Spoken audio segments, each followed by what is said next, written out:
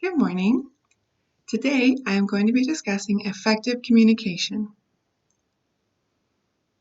The first point I am going to discuss regarding effective communication is the best practices for effective communication between project team members. Number one is to be confident in yourself. When you are confident, it helps others to be relaxed around you and you have more trust in what you are saying. Number two is repetition.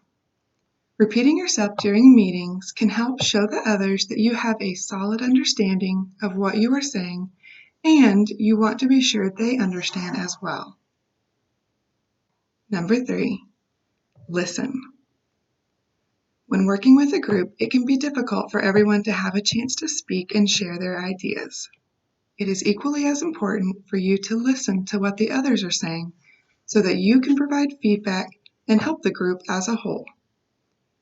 Too many times, people dominate the conversations, and what they are saying is actually not beneficial to the topic or to the group.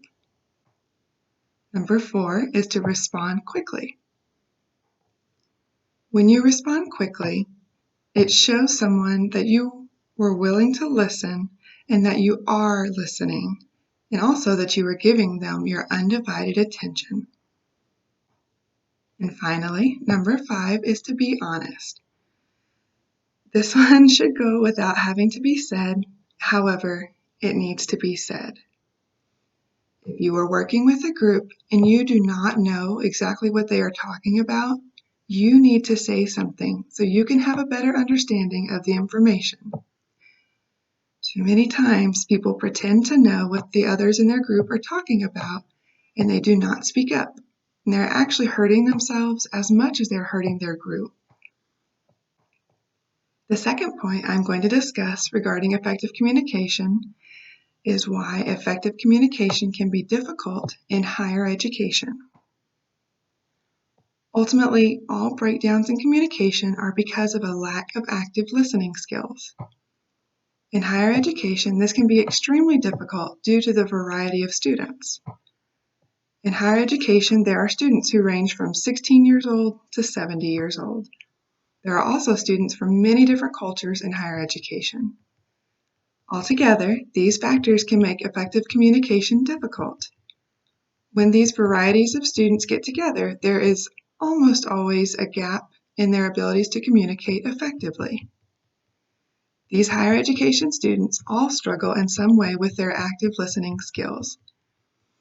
And due to today's technology, many young people do not know how to actively listen to someone when they are speaking or how to carry on an intelligent conversation because they are so used to texting, which those messages are designed to be as short as possible, and people today have zero face-to-face interaction.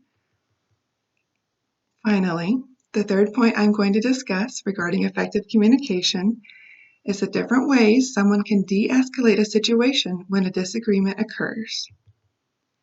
The first thing someone can do is politely interrupt and remind the students that we can disagree, but each student is respected to remain respectful to each other. The second thing someone can do is politely remind the students that we can have a healthy discussion, but when they are simply arguing and not being respectful to each other, then they are not participating in a healthy discussion, and as the instructor, we need to help them move on to a different topic or a different question. It is our job as the instructor to keep our students on track and to help maintain healthy boundaries.